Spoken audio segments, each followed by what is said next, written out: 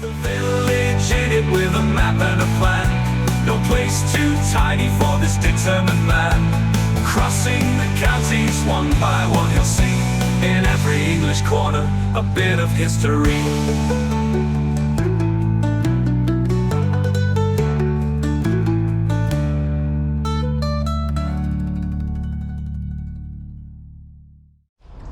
Hello folks, welcome back to Lancashire for the first time in a long time. The last time I touched this county, I was in Burnley, and that was a long time ago. Well, today we're in a different district. We're in Ribble Valley, which is between and just to the north of Preston and Blackburn. And we're beginning this interesting district, let me tell you, with a very small village. This is Balderstone.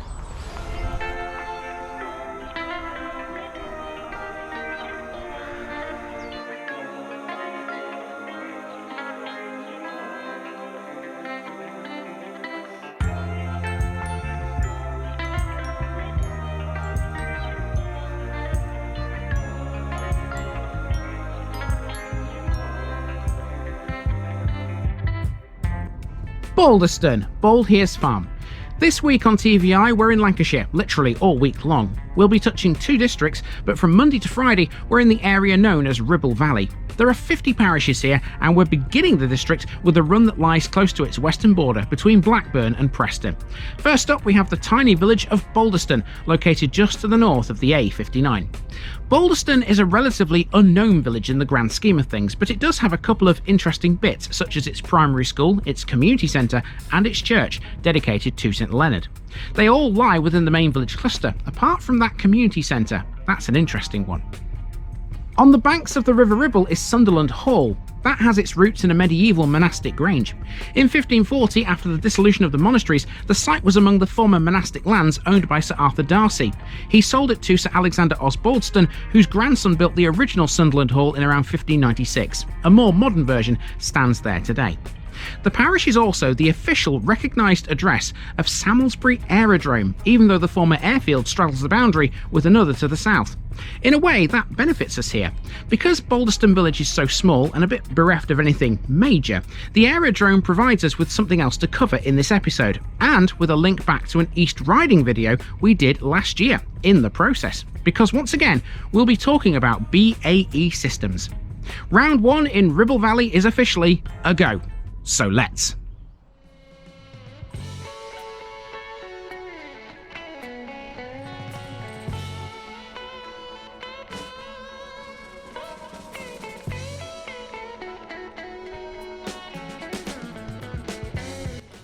The main road through Balderstone is Commons Lane, a narrow rural thoroughfare which approaches the main settlement from the east. It links Balderstone to its near neighbour, Osbaldeston. Both villages were anciently held as one manor by the honour of Clitheroe. Both villages occupy a vast rural area between the A59 and the River Ribble. Generally speaking, not a lot of folks come up here, usually because they're on the A59 to get to some other place like Blackburn or Preston. These two villages, though, are well worth a little visit. First up in the village we have the local school, Balderstone St Leonard's Primary and Preschool. This is a cute little building which I really liked. It takes its name from the church, which is next door, which also has links to another school within the parish.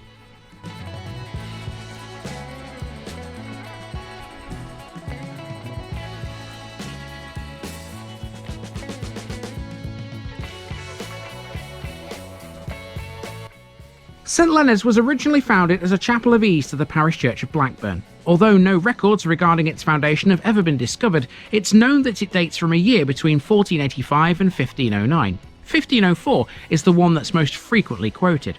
Over the next 350 years, the condition of the chapel varied greatly. At one point, it was said to be almost in ruins. In 1849, a record exists that says on rainy days, umbrellas were needed during its services. The current church, therefore, is not the original. It's a rebuilding, and it dates from 1854.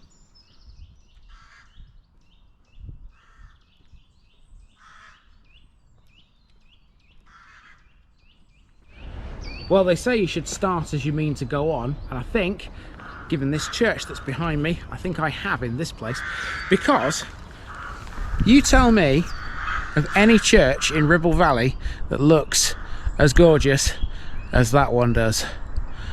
I don't think there's going to be very many. Let's learn a bit about this one. With it in such poor condition in the early 1800s, Balderstone needed a better place of worship. Luckily, there was another place that could accommodate. There was an independent chapel at Mellor Brook, which is still the main village within the parish of Balderstone, and we'll see it later. In 1833 it was purchased by the Church of England and licensed as a place of worship. It became known as St Saviour's and was the centre of worship for the parish until St Leonard's was rebuilt in 1854. Religious services were still carried out there until 1859 and at irregular periods for another 10 years. In 1869 it became a school. All this meant for a short time Balderstone had 2 churches. The next 50 years brought the addition of several improvements to the new St Leonard's Church, including a new vestry, organ chamber, lit gate, baptistry and tower. The external appearance of the church hasn't altered since 1906 and it's kept in pristine condition by a group of willing volunteers.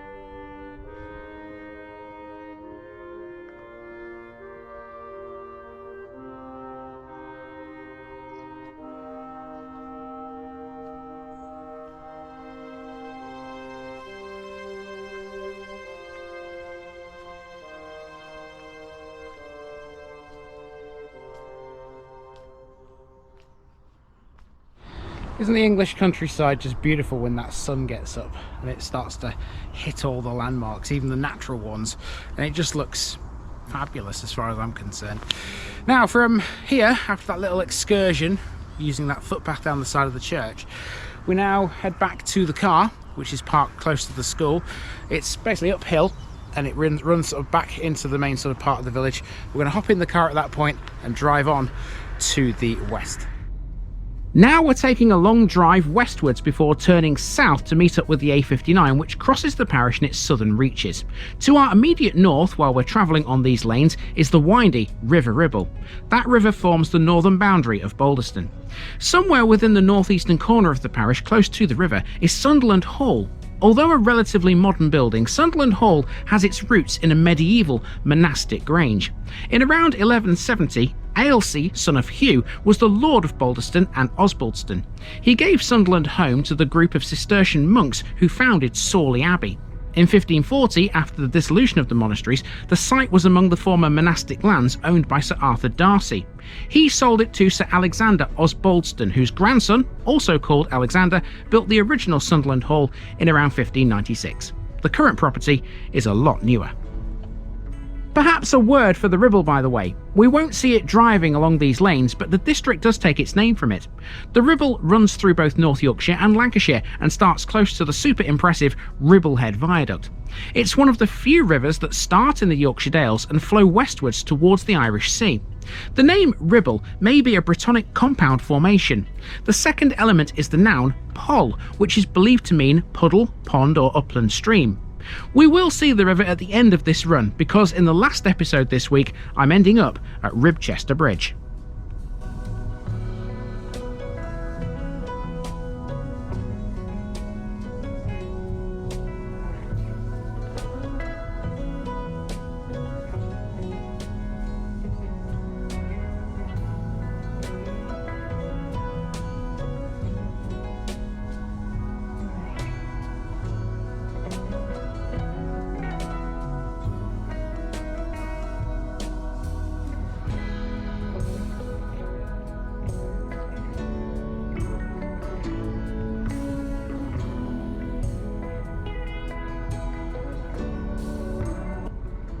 These lanes eventually bring you out onto the A59 at a place called Myerscough Smithy.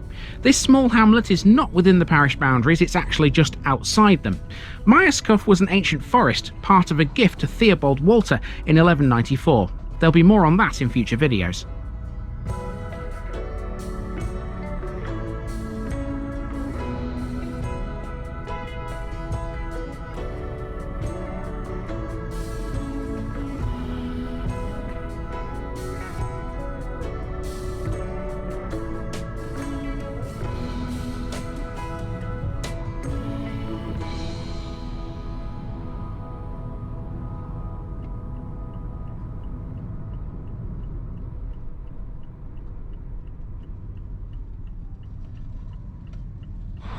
Yeah, Balderstone might be a small village, but we ain't done with this one just yet because there are two other things I need to talk about. First of all, it's this. Now, anyone who travels along the A59 between Preston and Blackburn will probably have seen this from the windows of their vehicle before.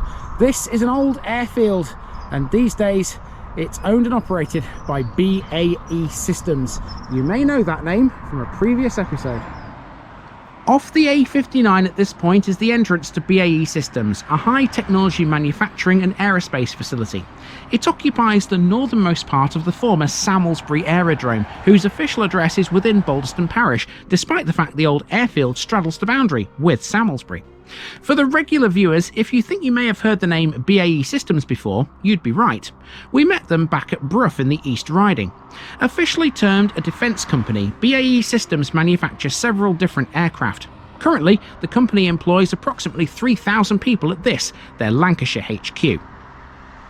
Samlesbury Aerodrome has been here much longer than BAE. The origins of the site date back to 1922, when it was proposed that a municipal airfield should be constructed to serve Blackburn and Preston. Construction only began, though, in 1939, accelerated by the onset of the Second World War. Samlesbury is where Handley Page Hampden bombers used in the war were made.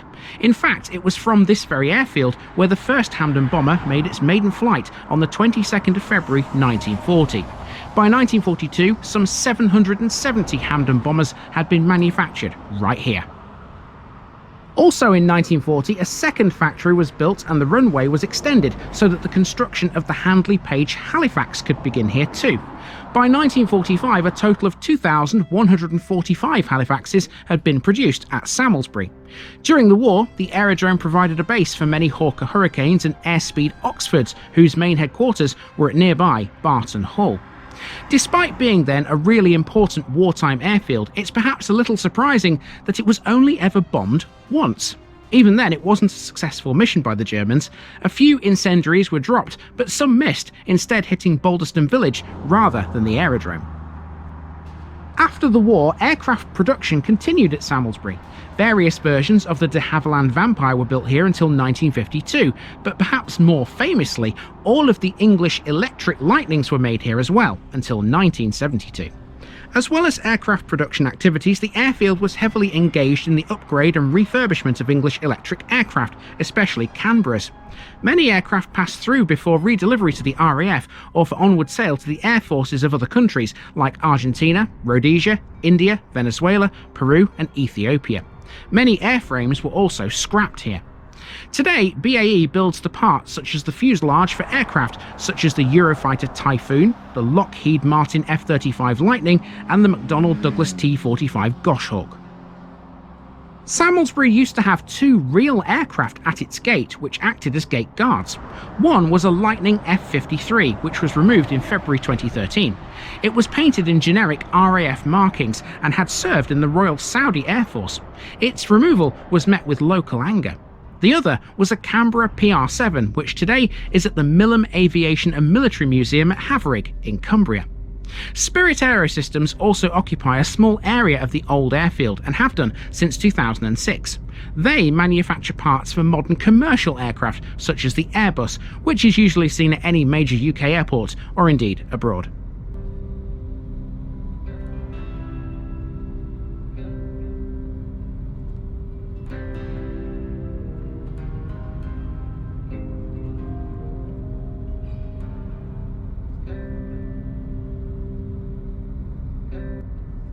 Lastly, we have the village of Mellor. Mellor is a parish we'll be covering later this week. It's a pretty substantial village to the south of the A59, and most of it lies within its own boundaries. However, Mellor has always been a detached part of it, and was once the main settlement within Balderstone, weirdly. Since those days, both Mellor and Mellor have expanded somewhat and joined to meet each other along the road linking them, Mellor Brow. I'd like to think though that Mellor still has its own identity. It definitely still has its own set of landmarks. Let's check them out. Okay, so to finish off, we have the little hamlet of Mellor, which is also within Balderstone's boundaries. It's got a pub, it's got a bakery, there's a community centre which is well worth talking about, and there's also a little bit of turnpike history to talk about here too. Mellor is based around this roundabout, and two of the main village attractions overlook it. One of them is an old bakery, today known as Sanderson's. The bakery has always been a very successful business in the village, even though in later times it eventually moved its main operation to nearby Ramsgreave. It still retained though its original village shop. Apparently, its pies are a favourite of the English fashion designer Wayne Hemingway. Mellor used to have other small businesses, but a lot have disappeared. In recent years, both the local newsagent and post office have both closed.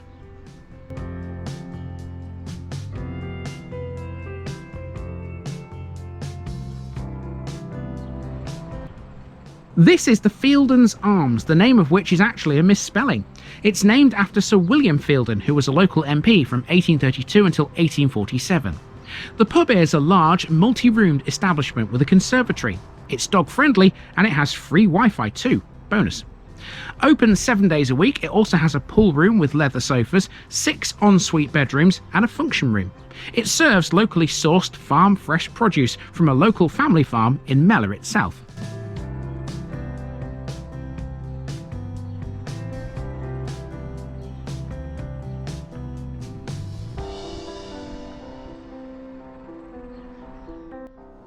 The village also has a thriving community centre, which is on your screens now. We already know what this building originally was. It was built in June 1823 when a plot of land was set aside for the construction of an independent chapel. Yes folks, this is the place which would become St Saviour's in 1833 after being bought by the Church of England. It became a primary school in 1869 and was used as such until 1962, after which time the church allowed it to be sold to the parish councils of the area. 4 years later, in 1966, Mellor Community Centre came into existence, and it's occupied it ever since. Here's a word for Branch Road, by the way, which runs south from Mellor to the A677. It gets its name thanks to the existence, historically, of 2 turnpikes. In 1808, the road from Mellor to Clitheroe, which is the modern A59 now, was opened as a toll road. Preston New Road, which is the A677, links Preston to Blackburn, away south of Mellor. It too became a toll road or turnpike in 1824. Branch Road links the two, getting its name because it joined the 2 turnpike roads together. It's since been heavily built upon, extending Mellor greatly to the south.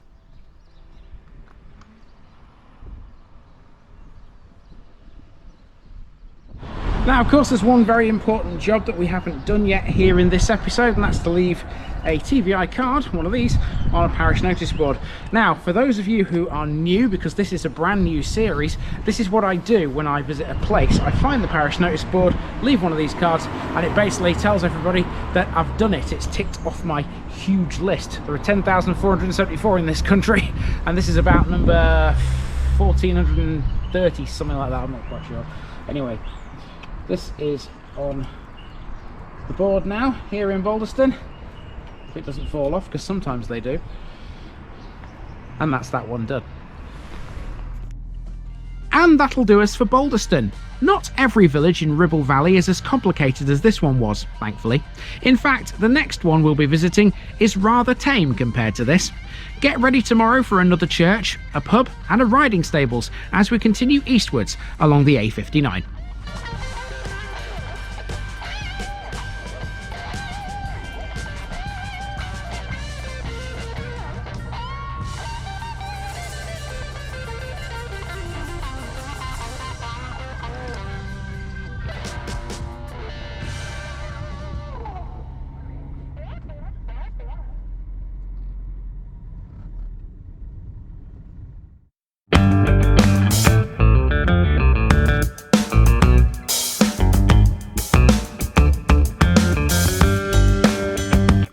Now, just before I go, remember, this video is part of a huge project to visit every civil parish in England. That's more than 10,000. These routes are pre-planned, and due to time constraints, I can't cover every detail or walk down every street. Please don't complain if this video missed something out. I pronounce names how I choose to. I am very aware that local dialect may vary, and I don't take kindly to criticism about this. You've been warned. It's impossible to know everything too. If this video was terrible, make your own. If you're a regular watcher of The Village Idiot, you're not the only one. If you've got a small business, why not use my videos to advertise it? Leave a comment below if you're interested. And finally, thanks for watching this episode, everybody. Give us a like and a subscribe if you've enjoyed this episode, and share it with your friends and relatives. It all helps to keep this mission going. Until next time, I've been Andy, also known as The Village Idiot, and I'm out.